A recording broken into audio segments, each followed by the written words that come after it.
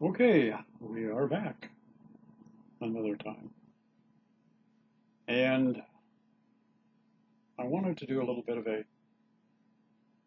different kind of a video here in this session. And I've been seeing and hearing from a lot of people, there seems to be a lot of change taking place on the planet. And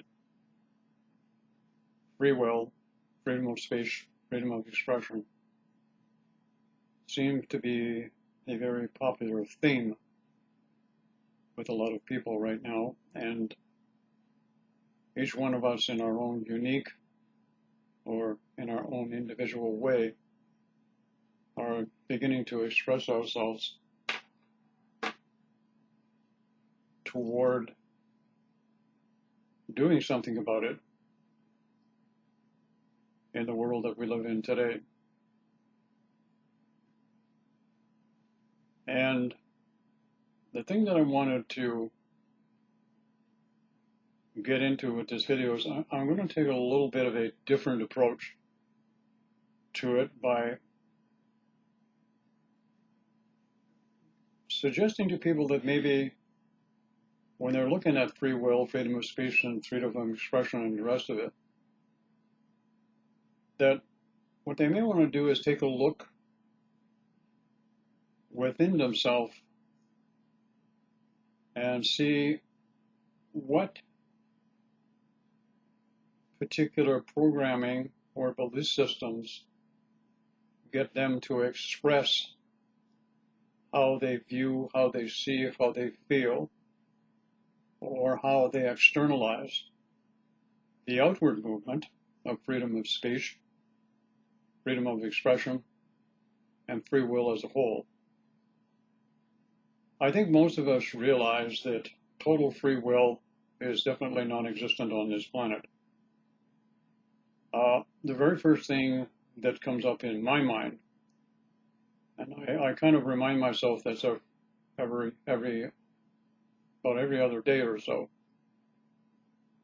I'm a very creative person, and I like to do a lot of creative things. And the idea of free will to do what I want to do, when I want to do it, how I want to do it, and where I want to do it is a beautiful fairy tale. But recently I did something that probably most of you have never done. And I kind of said, okay, I'm going to look at within myself, is there any restrictions that I have based on belief systems that limit me to my expressions of freedom of choice, freedom of expression, freedom of speech, or just free will in general? The first thing that I came up with is the needs of the body. All right. And I can assure you that the needs of the body are probably a big issue that we just take for granted on a daily basis. But you have to take a look at it, because the creative part of your day is going to be taking up your time, if you will, and your efforts around that are all for taking care of the needs of the body, which is a very demanding piece of work. And I started out with the basic one. How much time do I spend in the bathroom each day? And I wrote it down for a few days, and I had quite a surprise. I spent a lot of time in the can, all right? Then I thought to myself, well, if you're a teenager or you're in your 20s and 30s when body image is everything, and I can relate to when my son was in his teenage years and still is a thing, is he could spend 2 to 3 hours at a pop in the bathroom. Doing what? I have no idea. And then I asked myself, geez, I'm really grateful that I'm not a female, because I heard through the grapevine that women spent a lot of time in the bathroom. Doing what? I have no idea. Some might say, well, probably trying to look good for a man. Well, why do you need to do that? Why not look good for you? If it might look good for a man. What I'm trying to say here is we've got so emotionally involved here with this desire to everybody do the right thing.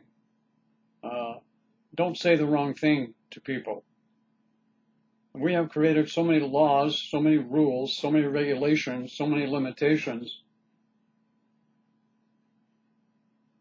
It's getting to the point where you can't do anything anymore. You've got to be careful what you say when you open your mouth so you don't step on somebody's culture, their religion, or their color, or whatever. It's just astronomical, the limitations that you have. And then add in what the governments do and what the media does, and it becomes even more limiting and more controlling. And it's kind of funny because here's an example of the programming that happens to us and we don't become aware. And this is on top of the situation of the needs of the body. Okay, by the time you add up the bathroom time, by the time you add up preparing for meals, going for groceries, cooking it, sitting down, eating it, and then sitting there for an hour afterwards or whatever, doing all that stuff. The needs of the body take up a lot of time. A lot of time. And you have to do this. You don't have a choice. So any concept you have of free will goes right out the window just on that basis alone. And then you have to go to work for the system. The system requires that you devote a certain amount of time during the day so you can contribute to, and you must do it, to commercialism, taxation. I mean, it's your duty to pay taxes. That's what you're told, right? You have to do that. You have no choice, right? So you're limited by the laws of the land, and those laws, I just found out something interesting about the laws of the land here, Canada, the United States, or even in Europe.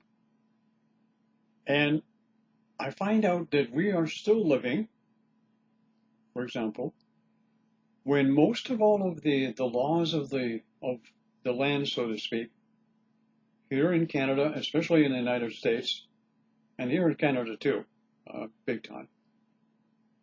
Do you know that all of those laws were created by men? Think about that. Most of the laws that are on the book here in Canada, none of it per se was really created by women. They were all created by men. And in the US, I think it's the same thing. I think the founding fathers, as they are known, that put together a lot of the laws of the land now, amendments and everything else, they were all men. There were no women involved in this. So it was done all with a male perspective. I wonder what might have happened if the Constitution in the United States had been put together with a combination of half men and half women. And I wonder what would have happened here in Canada if all of the laws that we have that have given our definition of freedom and the Constitution of whatever of our country, I wonder what happened if there had been half of them being women to put it together, but they're all men. And you know what else I noticed? In just about every other country on the planet, it's always been men. No women. And most of the laws of the land that are most popular have all been created about 100 years ago, and they're still there. There's no room for revision. There's no room for change. It is what it is. For example, if I'm wrong here, somebody will correct me, and I hope I get it right. Just for an example, I think the Second Amendment in the U.S. gives one the right to bear arms. Somebody will correct me if I'm wrong. Now, that was done a century ago by men. And it's never changed. It's never been revised. There's never been any input from women on that particular aspect. Something's missing again. And the same thing applies here in Canada. All of the laws being made about guns, the biggest majority are all men that are making these decisions. And they still haven't made anything that's concrete. So the idea of free will and free expression, what's happening now is we're getting reactions from people right now who are doing things, protesting, they're demonstrating, they're doing all kinds of things, but from what basis are they doing them? What basis are they doing? Because they do believe that they will get change by doing it the way that they're doing. And I'm going to give you another example of totally ridiculous old programming that has been around for 100 years or more. And then I want to add in this wonderful little virus that we've had at the moment. Oh, which I might want to mention. I said in one of my videos, I believe back in January, February of this, I think it was in January of this year, I said that this virus had been around for quite a while within people, up to 3 and 4 years prior to it manifesting now. I was right. Finally now people are going to believe it, because the scientists, 230 some scientists now say, okay, that not only is this thing airborne, which I also said, it's also now stated that this has been dormant within people for quite a few years. And I said that also. And now I'm going to say something else. This particular little critter can adapt. Because it's had time to sit in the physical body in a dormant state, it can adapt for each situation or each particular person and their situation physically and physical condition that they're in. Of course, nobody's going to give that any credibility until some scientist proves it. So those of us in the community, the spiritual community, we have no credibility at all. Not until science and the medical profession proves it, all right? And here's another example, all right, of the wonders of our society. We have this ridiculous habit we do every year. Ridiculous habit. And every one of us is forced to comply. But we live in a free country, supposedly, with all kinds of liberties and all kinds of things we can do. Right. So every year, living in the lands of freedom, about October, somewhere in that time, or November, if I remember correctly, we have to follow through with a time change. Now, it's been medically proven, and it's been scientifically proven, and from a monetary point of view, that this time change serves absolutely no purpose at all anymore. As a matter of fact, medically speaking, it's not good for people at all. It causes accidents. There's a rush of heart attacks and other symptoms take place. And it throws the whole body out of kilter, the immune system and everything else, for days and for some people for weeks on end. Yet, we keep doing it.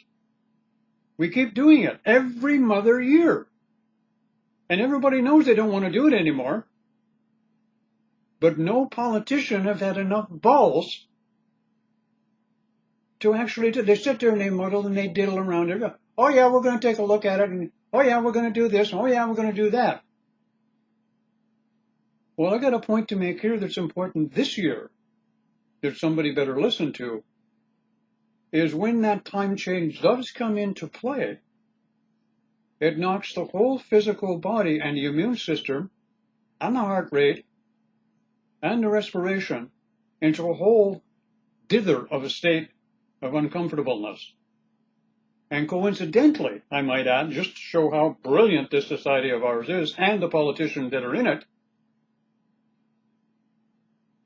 this happens just about the time of when flu season is going to go right into its best time. And this year, now we got this other puppy to work with called 19 Corona dancing. And we're going to go into a time change again, and we're going to open up the doorway even more for another wave of this. And you know what? They ain't going to do a damn thing about it. Because we're so programmed. Now, that's the big picture. Now I want to go another direction here. Just to give you an example. Everybody sees that these changes are necessary, and we're all frustrated. I'm as frustrated as some of you are also. I want to see the changes that you want to see change. And the changes that you want to see are justified. They are justified.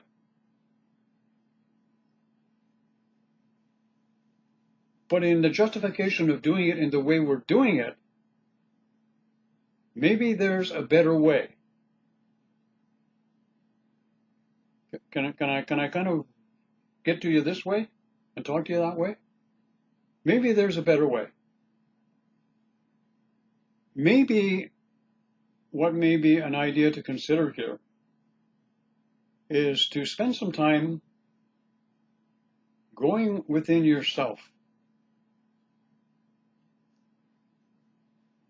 and putting aside the emotional reaction to your frustration by externalizing it into form, the way you're doing it, and let's do it another way. Let's go inside of ourselves and let's take a look at, okay, what restrictions do I have based on my current belief systems that are restricting me from having freedom of expression within myself? What limitations do I have that have been placed within me to freedom of expression and speech within myself? Now, I want you to think about that. I'm going to repeat it. Go within yourself and think about what belief systems, ideologies, philosophies do I have and I contain within me that prevents me from freedom of speech. Freedom of speech being the ability to be able to talk to yourself within yourself.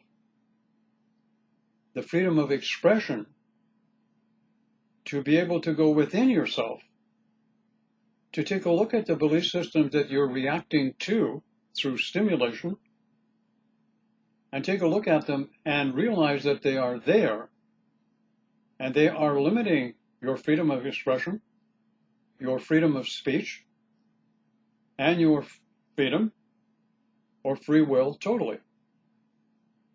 So I ask you to take a look at that. And then once you take a look at these and you say to yourself, okay, I've got some belief systems that have created my present state of how I feel about free will. I've got some belief systems and programming that present my present state of freedom of expression and what it means. I've got some belief systems that limit my freedom of creation, that limit me now. So once you do that, you're going to become what I call a self-aware person. You know, there's a lot of stuff going on in the spiritual community right now, but there's a lot more stuff going on in the everyday person who doesn't have any awareness of spirituality or anything like that. It's a time for change. But what I'm getting is we're being shown that change is necessary. But the way we're doing the change needs to change. Do you understand what I'm saying? We have in the past, at all times, whenever there's been a desire for change because of repressive, dictatorship-like leaders, and there's still lots of them around, and governments that want to restrict freedoms and liberties in many ways, shapes, and forms, we as society have always dealt with it the same way, and the same result has always happened. It's always the same result, time after time. The same result always happens. What we're being suggested to take a look at is to change our perception, our concepts individually at a unique level of what freedom, freedom of speech, freedom of expression, and freedom of creativity means to us individually. First of all. In order to do that, again, as I'm repeating here, you have to take a look at what belief systems you have that create the expression externally of what you perceive of as now your definition or concept of freedom of speech, your concept of free will, your concept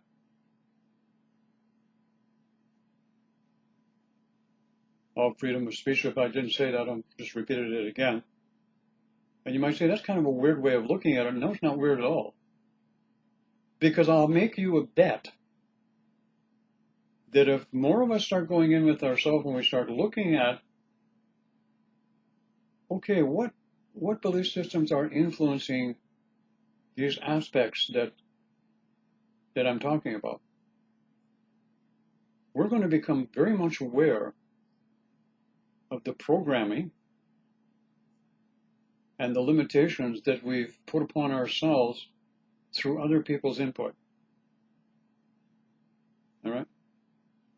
You and I both know if you want to get to somebody and you want to get them into the right frame of mind and the right mode, you have to get them when they're children, especially when they're teenagers, because that's when they really can get into this mode.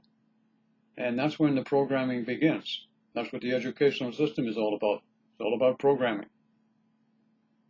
So in order to actually make a definition that's pure and comes from you, not from the belief systems you've incorporated from somebody else, of what dictates for you freedom of speech, freedom of expression, and free will, you need to do that for yourself.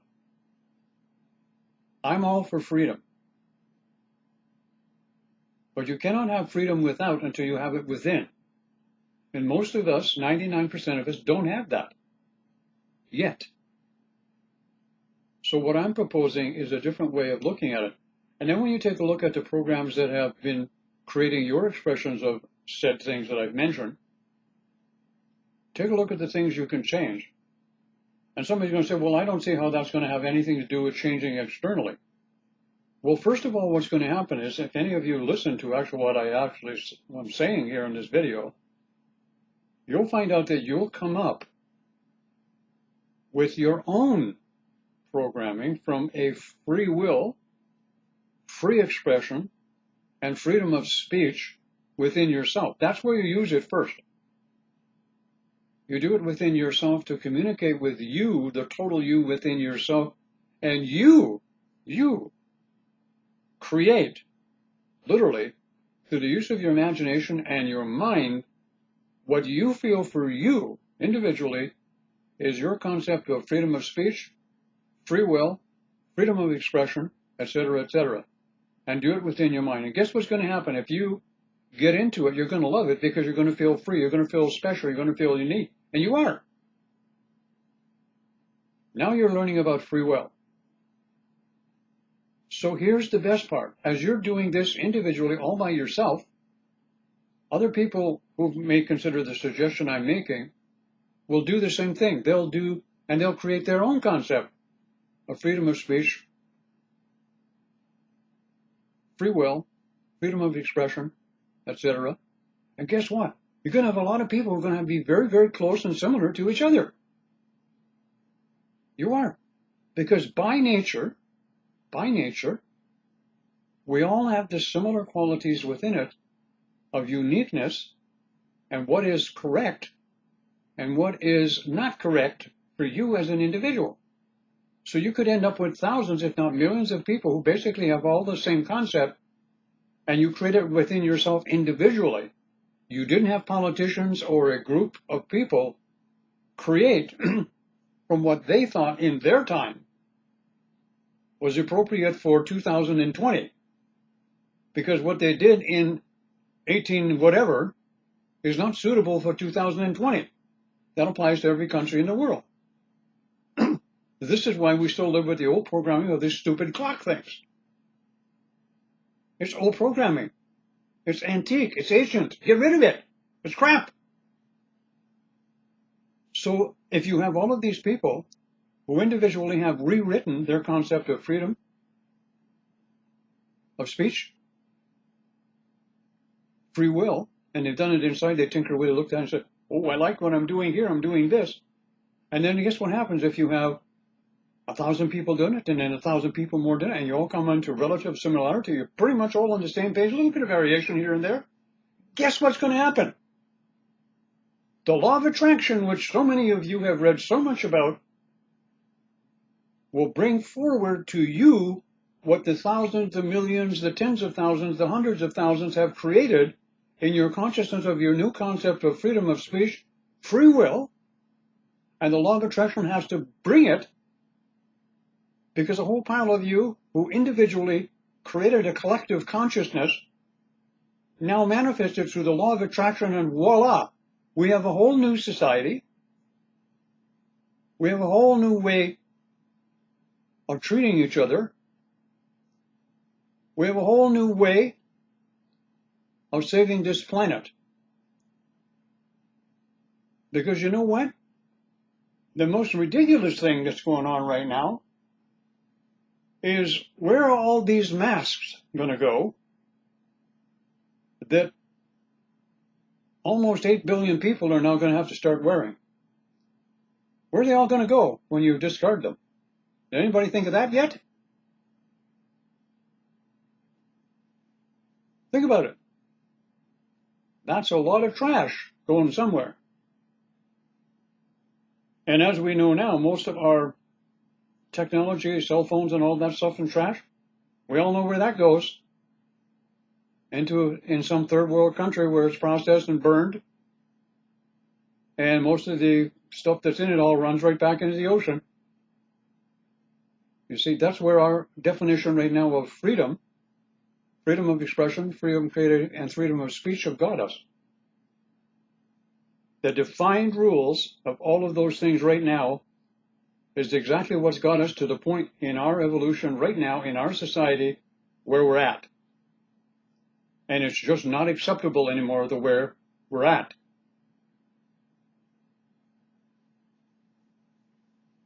I hope some of you understood what I said in that way. So I sit, I watch, I learn, and I tap in.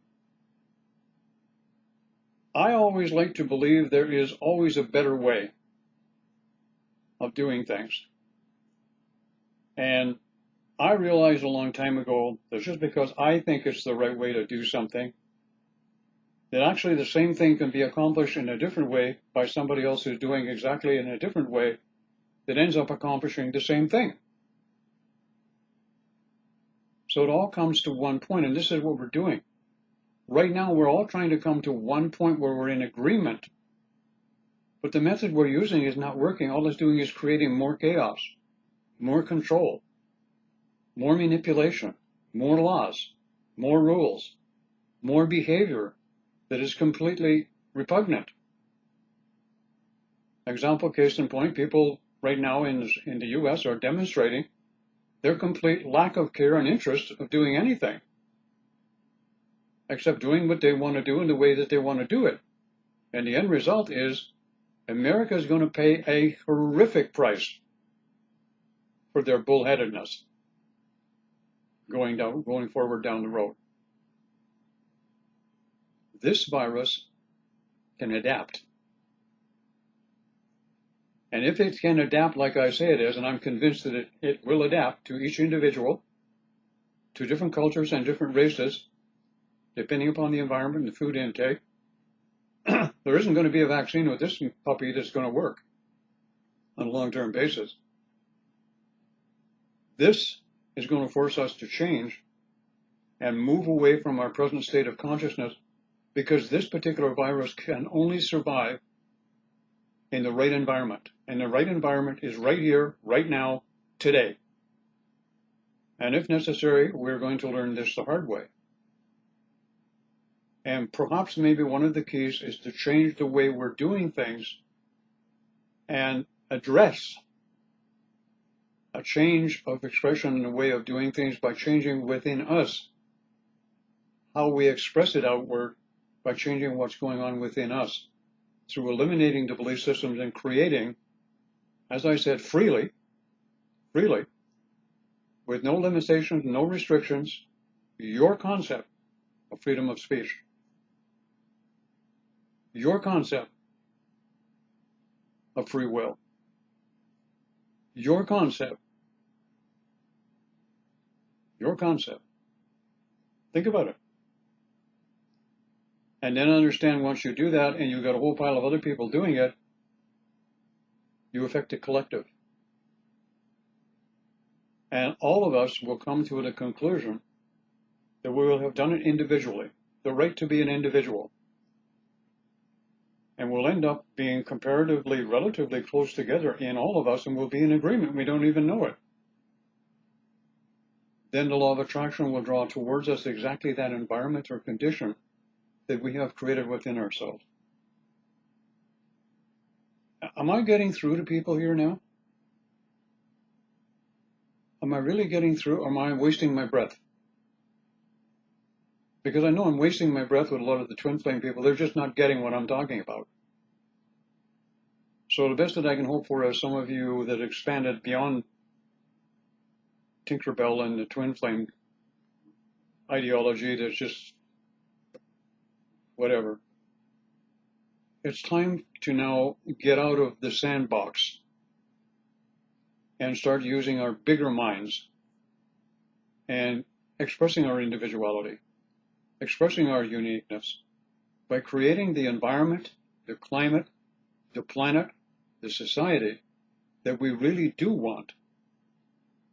Because really we're all kind of in the same collective consciousness. We just got to get our shit together. And it starts with you. Think about what I've said in the video. And then if you got some radical comments you make, go ahead. It makes you feel better. Hey, I'll even leave it up. And on that point, I think I'm going to kind of let it go, and you can, kind of tinker around with this one and see what you come up with. Hey, and who knows? Maybe, just maybe, we might survive as a species. You never know.